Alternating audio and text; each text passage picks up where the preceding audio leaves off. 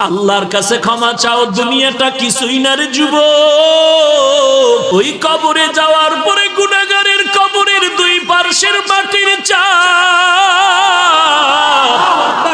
পাজরের হাড় চুরমার হয়ে যাবে। একটা নয়, দুটো নয়, 70 থেকে 99টা সাপের কামড়। কবরের ভিতরে জাহান্নামের আগুন। এরে বান্দা, এখনো কি আল্লাহর রাস্তায় ফিরে আসবি না? আল্লাহ দেখায় দেয় দুনিয়ার বিল্ডিং এর আগুনে কত যুবকের লাশ, আর চিৎকারের আওয়াজ, বাঁচাও বাঁচাও।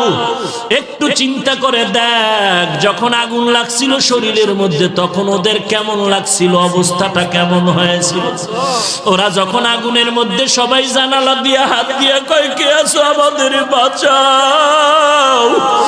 আমাদের ডানে আগুন, বামে আগুন, চতুর্দিকে আগুন। এই দুনিয়ার আগুন থেকে হাজার হাজার হাজার তাপের মাত্রার আগুন হবে জাহান্নামের আগুন। এরে যুবক, পায়ে হাত রেখে বলি, পাও দুটা আগাইয়া দাও। আমি তোর পায়ে ধরে বলি, আর গুনাহ করিস না রে যুবক, আর গুনার পথে যাইও না। নামাজ পড়ো, পর্দা করো, মা বাবার খেদমত করো, আল্লাহওয়ালাদের দোয়া নিয়ে চলো। আল্লাহর কাছে ক্ষমা চাও, দুনিয়াটা কিছুই না রে যুবক।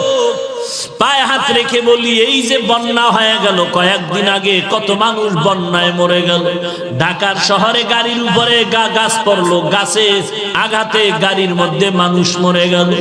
এরে বান্দা, এখান থেকে ঘরে যাওয়ার কোনো গ্যারান্টি নাই। আবার রাত্রে বেলা ঘুমাবি, ভোরবেলা উঠার কোনো গ্যারান্টি নাই। পায়ে হাত রেখে বলি, রে বাবা, তোর মতো যুবক স্কুলে পড়ে নামাজ ছাড়ে না, তুমি কেন পারবা না?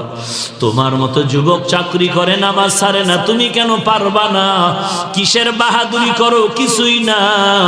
পায়ে হাত রেখে বলি, তওবা করে নাও, চোখের পানি ছেড়ে আল্লাহর কাছে ক্ষমা চাও, আর বলো, আল্লাহ